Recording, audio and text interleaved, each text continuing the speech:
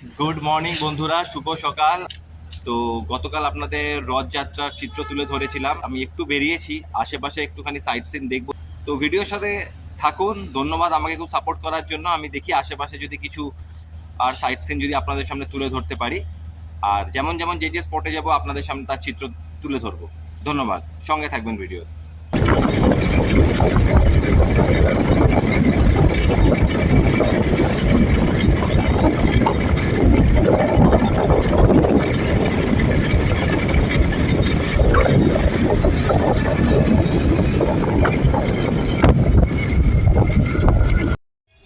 তো আমরা এসেছি শ্রী মাতা মঠে।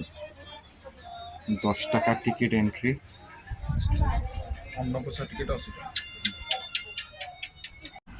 মাতা মঠ এটি পুরী শহরের 4টি প্রধান মঠের মধ্যে একটি এবং এটি হিন্দু ধর্মের অদ্বৈত বেদান্ত দর্শনের সাথে সম্পর্কিত।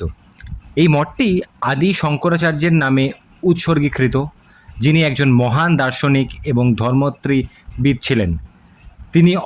যিনি অদ্বৈত বেদান্ত দর্শনকে পুনরুজ্জীবিত করার কৃতিত্বপ্রাপ্ত। মঠটি 8ম শতাব্দীতে প্রতিষ্ঠিত হয়েছিল এবং বছরের পর বছর ধরে এটি বেশ কয়েকটি সংস্কার এবং সম্প্রসারণের মধ্য দিয়ে গেছে। মাতা মঠ পুরী তার অনন্য স্থাপত্যের জন্য পরিচিত, যা হিন্দু এবং বৌদ্ধ উভয় মঠের শৈলীর সমন্বয় করে। মঠটিতে বেশ কয়েকটি মন্দির এবং প্রার্থনা কক্ষ রয়েছে এবং এটি একটি বিশাল বাগান দ্বারা বেষ্টিত। মঠটি তার গ্রন্থাগারের জন্য পরিচিত, যেখানে প্রাচীন গ্রন্থ, পাণ্ডুলিপি এবং হিন্দু ধর্ম ও দর্শনের ওপর বইয়ের একটি বিশাল সংগ্রহ রয়েছে। গ্রন্থাগারটি পণ্ডিত এবং গবেষকদের জন্য উন্মুক্ত এবং এটি সারা বিশ্ব থেকে অনেক দর্শনার্থীকে আকর্ষণ করে। মাতা মঠ পুরী ভ্রমণের সেরা সময় হলো শীতকাল, অক্টোবর থেকে মার্চ, যখন তাপমাত্রা মাঝারি থাকে এবং আবহাওয়া মনোরম থাকে।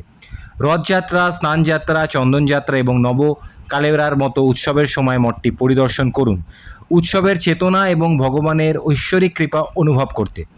জুন থেকে সেপ্টেম্বর পর্যন্ত বর্ষাকালে মঠটি পরিদর্শন করুন, যখন বাগানটি সবুজ থাকে এবং বৃষ্টিপাত স্থানটির সৌন্দর্য এবং মনোমুগ্ধকরতা বৃদ্ধি করে।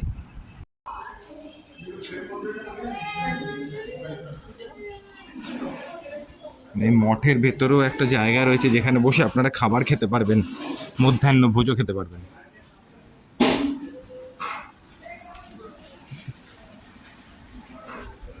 আমার এখন খাবার সময় হয়নি, তাই বেরিয়ে গেলাম। দেখি বাকি আশেপাশটা।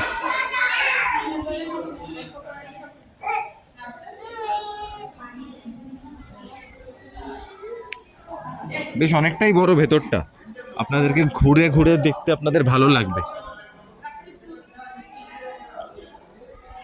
এদিকে একটা বিশাল আকারের মূর্তি দেখতে পাচ্ছি হনুমানজির, বজরং বলি।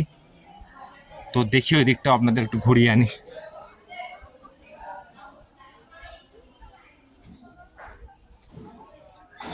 ভালো লাগবে, বাচ্চাদেরকে নিয়ে আসবেন, ওরা খেলাধুলাও করতে পারবে। অনেকটা বড় ভেতরটা আর কি। তো আমি তো প্রথমে ভাবছিলাম আমি একদিকেই মানে গুলিয়ে যাচ্ছি কি নাকি, কিন্তু এটা প্রতিটা দিক আলাদা আলাদা দিকে। সামনের দিকে চলুন, আমি গিয়ে দেখাচ্ছি। এই দিকে আবার দেখুন, জালের ফাঁক দিয়ে মনে হয় দেখতে হবে আর কি।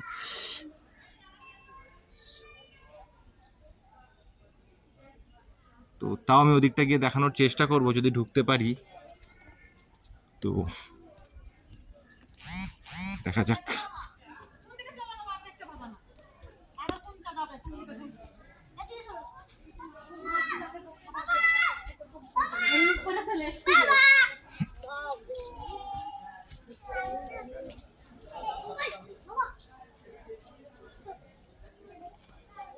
শ্রীরামচন্দ্র,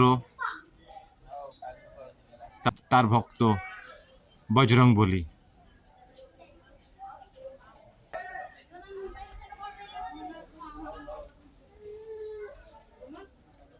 তো আবার আরেকটা দিকে যাচ্ছি, শ্রী বুদ্ধা দেবা।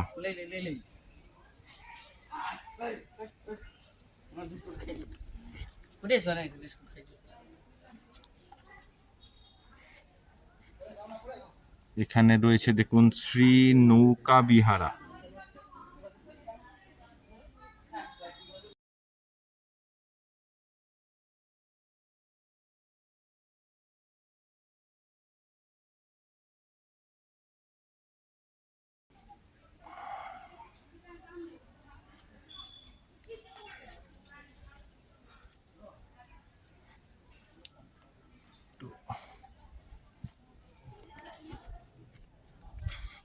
গুলিয়ে যাচ্ছে কিনা বুঝতে পারছি না, মানে যেদিক দিয়ে এসেছি সেদিকেই বারবার ঘুরপাক খাচ্ছে কিনা এরকম মনে হচ্ছিল, কিন্তু না, দেখলাম যে আলাদা আলাদা জায়গায় আলাদা আলাদা দেব দেবী।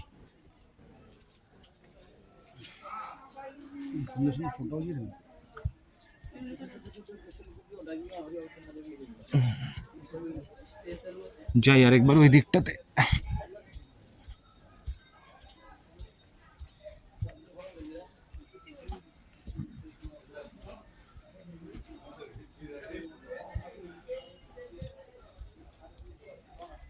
দেবী মহালক্ষ্মী আরেকটা দিকে এলাম মঠের ভেতরেই,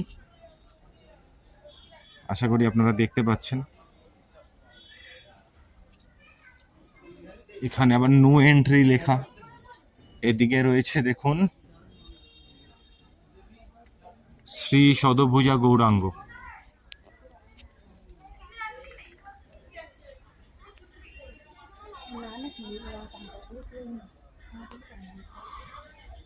আবার গেলাম এই দিকটা, এই যে জায়গাটাতে এলাম যেই কারণে মনে হয় আশা,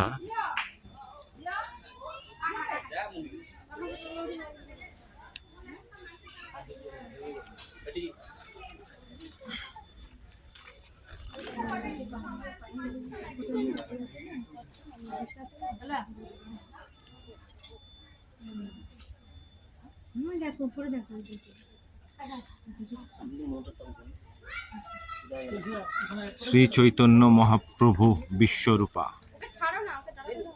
আশা করি দেখতে পাচ্ছেন লেখাটা, জুম আউট করে দিচ্ছি, বিশাল আকারের।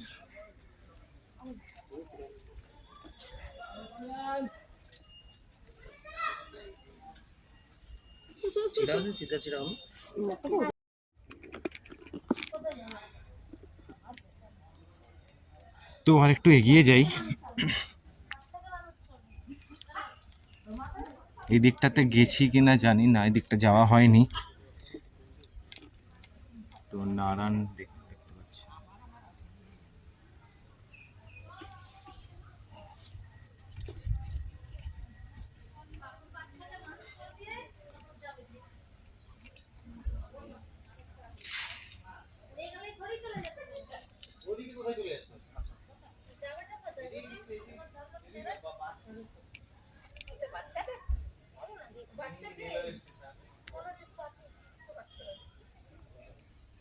দেখুন যাক,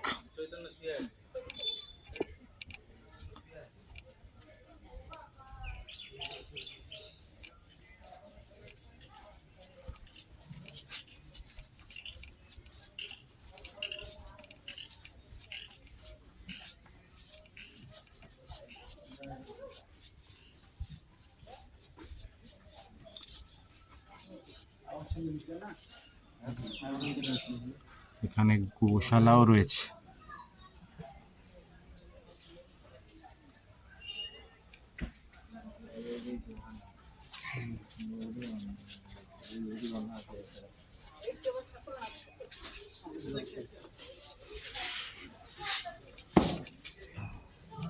শ্রী হরিহরা মন্দির, এটাও মঠের ভেতরেই, এটাও লক করা রয়েছে।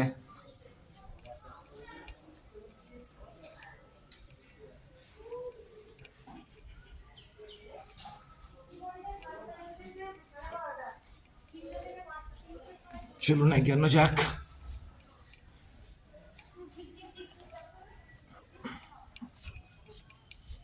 ভালো লাগবে আসলে, অনেকটাই বড়। আমি তো ভেবেছিলাম ছোট, আমি তো ঢুকে যে মন্দিরটা দেখে ভেবেছিলাম বন্ধ, ভেবেছিলাম ব্যাস তার মানে আর কিছু নেই। তারপর দেখলাম না, বাইরে অনেক কিছুই আছে। এই যে শ্রী গৌরী বিহার আশ্রমের এই যে মেইন মন্দিরটা ছিল বন্ধ, এই মেইন মন্দিরটা বন্ধ ছিল। তো যাই হোক, বেরোনো যাক।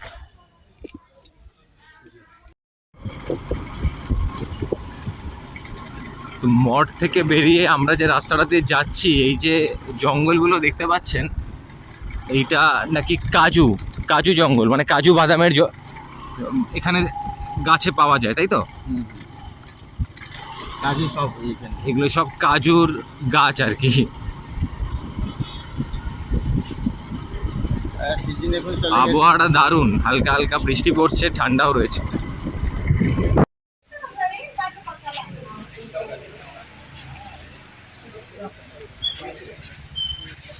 এবারে এলাম শ্রী শ্রী ওমকারেশ্বর টেম্পল। দারুণ ওয়েদার, বৃষ্টি পড়ছে দেখুন।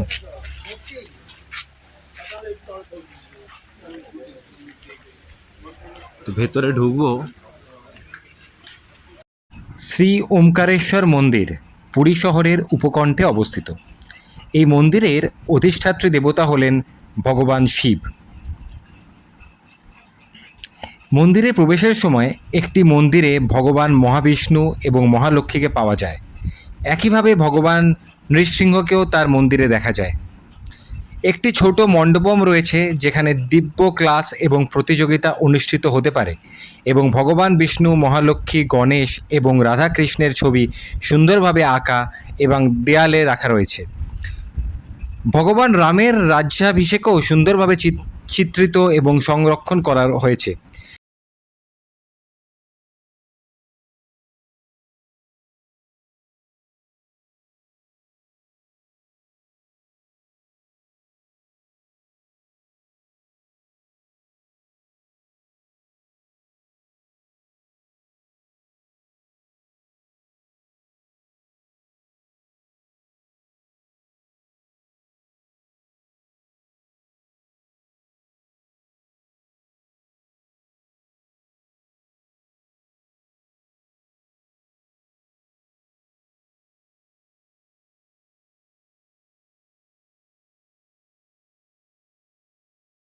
একটি বিশাল গাছ দেখতে পাচ্ছেন, যার নিচে একটি পিঁপড়ের পাহাড় রাখা হয়েছে, যা বিশেষভাবে ভগবান নাগরাজের পূজা এবং উপাসনার জন্য তৈরি।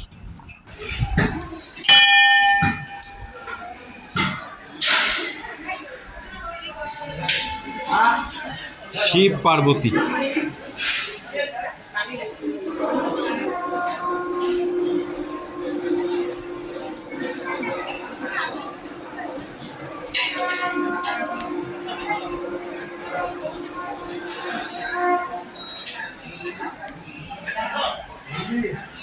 এখানে সবাই বসে ভোগ খাচ্ছে।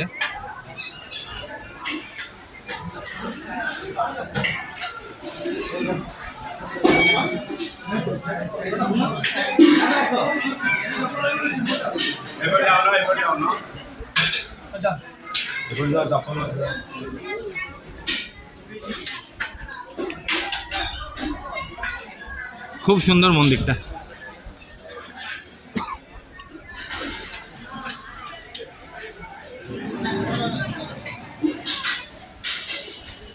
চলুন এগোনো যাক।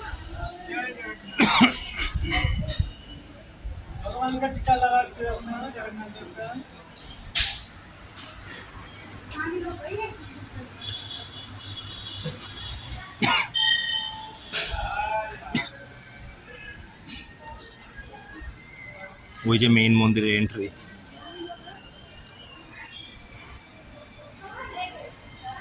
ঢুকবো।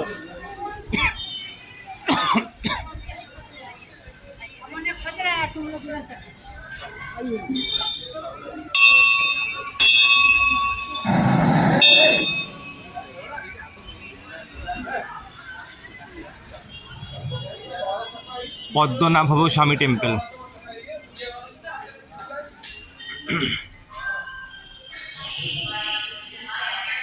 অনেকটা জায়গা নিয়ে করা আসলে এই মন্দিরটা।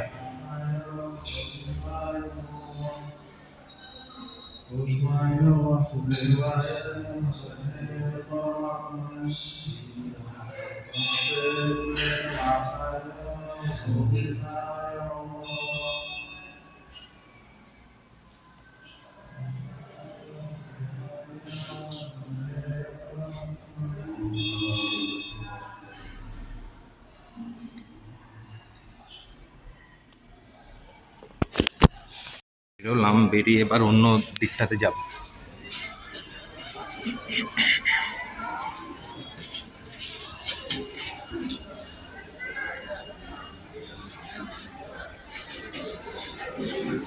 এখানেও ছোট জগন্নাথের মন্দির একটা রয়েছে।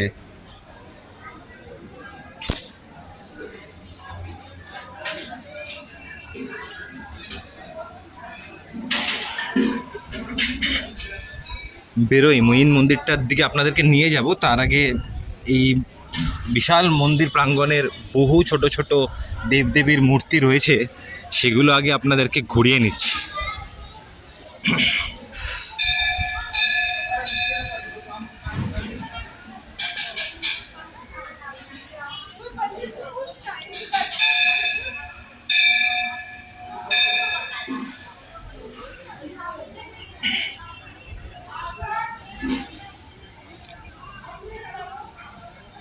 চলুন এবার যাওয়া যাক মেইন মন্দিরে।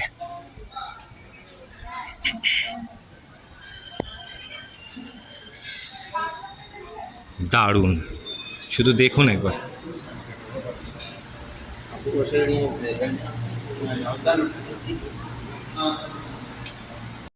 মন্দিরের ভেতরে যেটি দেখতে পাচ্ছেন এটি একটি বিশেষ কক্ষ, যেখানে 108টি জ্যোতির্লিঙ্গ সুন্দরভাবে সুশৃঙ্খলভাবে স্থাপন করা হয়েছে এবং ভক্তরা এর চারপাশে ঘুরতে এবং লিঙ্গের ওপর ফুল দিতে পারেন।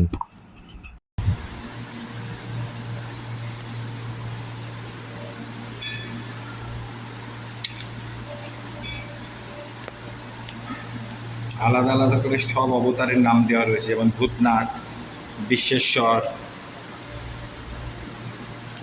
জালেশ্বর, যোগেশ্বর, গঙ্গাধর, এরকম প্রচুর নামকরণ আছে। আপনারা ভিডিও থেকে একটু পড়ে নেবার কষ্ট করবেন।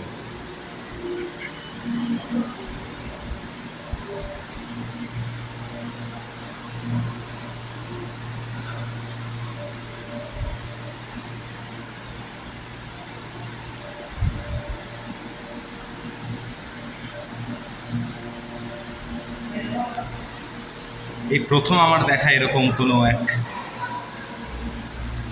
মন্দির। এই প্রথম এরকম কোনো মন্দির দেখা যেখানে শিব ঠাকুরের এতগুলো মূর্তি, এতগুলো অবতার রয়েছে।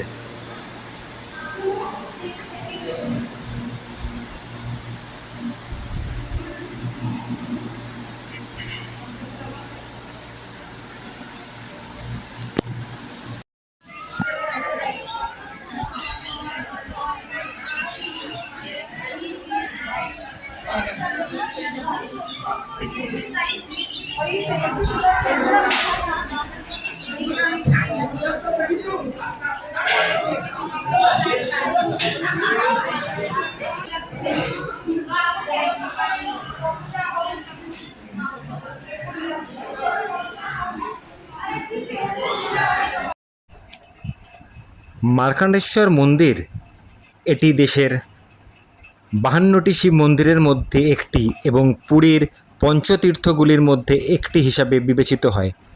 মন্দিরটি মার্কাণ্ডেশ্বর মহাদেব মন্দির এবং মার্কাণ্ডেয় শিব মন্দিরের মতো অন্যান্য নামেও পরিচিত। বিশ্বাস করা হয় যে মন্দিরটি দ্বাদশ শতাব্দীর দিকে ঠিক একই স্থানে নির্মিত হয়েছিল যেখানে ঋষি মার্কাণ্ডেয় ভগবান শিবের প্রতি ভক্তিপূর্ণ ধ্যান করেছিলেন। মন্দিরের সময় সকাল 5টা থেকে দুপুর 12টা, আবার বিকেল 4টে থেকে রাত 9টা।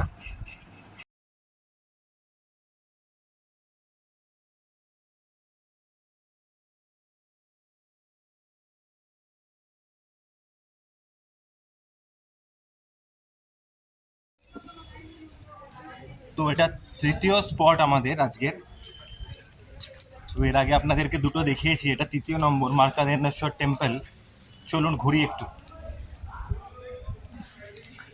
আশা করি আপনাদের ভালো লাগছে। দুদিনের জন্য পুরী এনাফ। আমি তো দুদিনও থাকিনি, একদিন কালকে রথযাত্রাতে, আর আজকে টুকটাক আশেপাশে জিনিসগুলো দেখছি। দেখুন,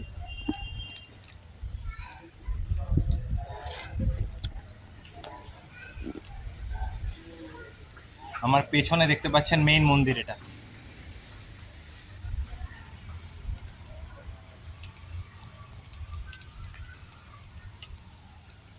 ওটা মেইন মন্দিরের ভেতরে যাব, চলুন দেখি ঢুকতে দেয় কিনা।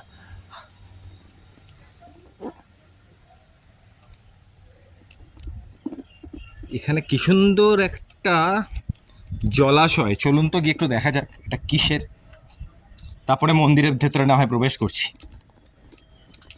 খুব সাবধানে আসবেন, এখানে কিন্তু স্কিট খাবে, যদিও আজকে বৃষ্টি পড়েছে বলে। বর্ষাকালে একটুখানি এই মন্দিরের সিঁড়িগুলোতে একটু ভেবেচিন্তে আসবেন, দেখে শুনে আসবেন, কারণ খুব স্কিট খায়। আমি অলরেডি 1 থেকে 2 বার আমি স্লিপ খেয়ে গেছি অলরেডি, সো একটু সাবধানে। হ্যাঁ, আসুন।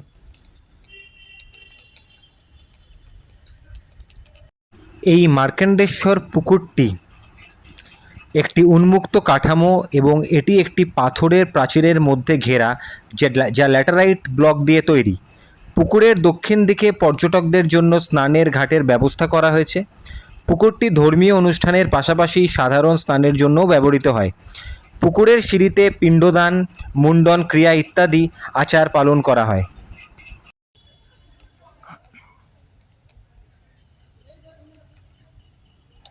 ওই দিকেও একটা সিঁড়ি দেখতে পাচ্ছেন, ওই যে এই ফাঁক দিয়ে, আশা করি বুঝতে পারছেন। ওই দিক দিয়েও আপনি, ওই দিক দিয়েও রাস্তার ওই দিক দিয়েও আপনি নেমে আসতে পারেন চাইলে, ওই দিকটাতে।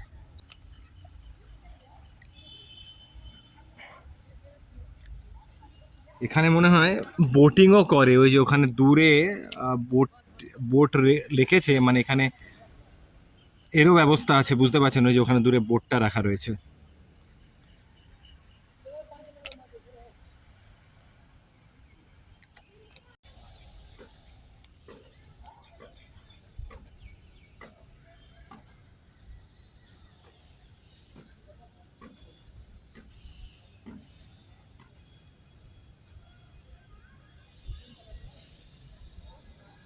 চলুন, আমি জলাশয়টা আপনাদেরকে দেখালাম, এবার চলুন মন্দিরটাতে ঢোকা যাক, আসুন।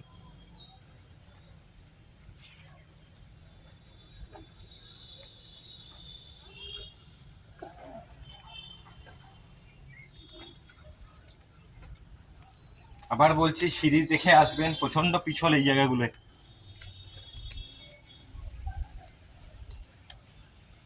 যাওয়া যাক মন্দিরে।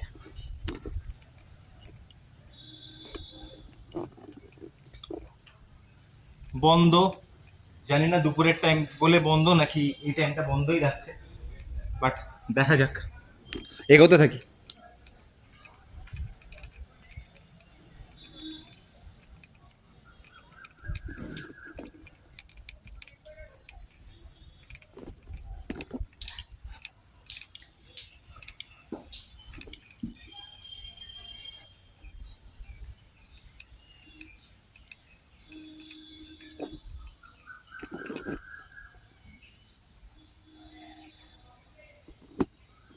আফসোসের বিষয় যে আমি যখন পৌঁছেছিলাম তখন ছিল দুপুর 2টো, আর মন্দিরটি ছিল তখন বন্ধ।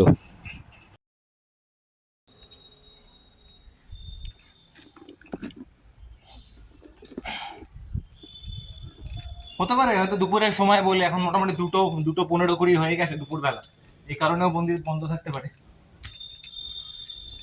তো যাই হোক, এটা হচ্ছে পুরোপুরি মন্দিরের, এখানে একটা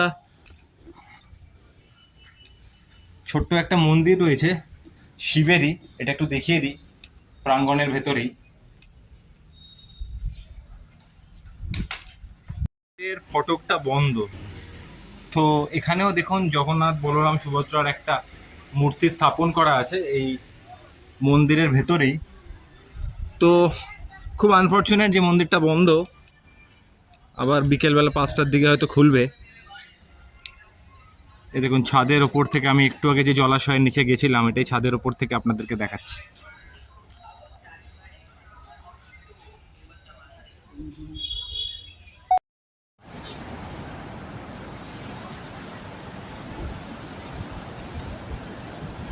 সেই দিন পুরীর লোকাল সাইট সিনগুলো দেখে আমি আবার চলে আসি নীলাদ্রি সমুদ্র সৈকতে।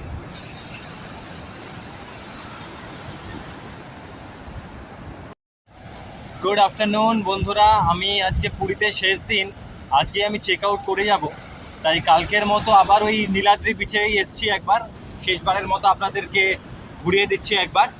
তো রোদ নেই, সকালে হালকা হালকা বৃষ্টি পড়ছিল, আপনারা জানেন। আমি যেই যেই মন্দিরগুলো দর্শন করেছি আপনাদেরকে দেখিয়েছি। তো তো তাই ভাবলাম একটুখানি সমুদ্র সৈকত একটু হাঁটি, তারপর তোমার হোটেলে গিয়ে প্যাক করবো আর বেরিয়ে যাব। ওই 8টার দিকে বাস, কিন্তু আজ ভিড় হতে পারে, তাই মোটামুটি 6টার দিকে বেরিয়ে যেতে হবে বাস স্ট্যান্ডের বাসের জন্য। ঠিক আছে, এই দেখে নিন। জানি না আবার কবে পুরী আসা হবে, বাট রথযাত্রাতে আপনারা ডেফিনেটলি আসবেন।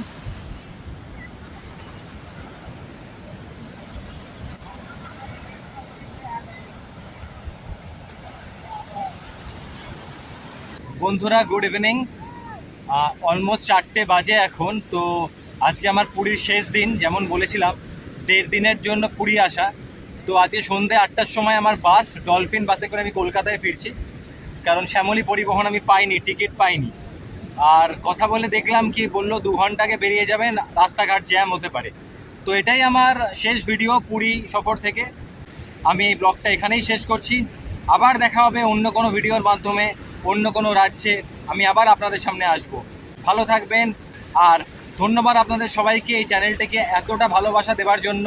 And thank you so much, আরেকবার বললাম সবাই খুব ভালো থাকবেন। And again thank you so much for subscribing my channel love for travelling. ধন্যবাদ। ভিডিওটা আমি আর এই ব্লগটা আমার এখানেই শেষ করছি।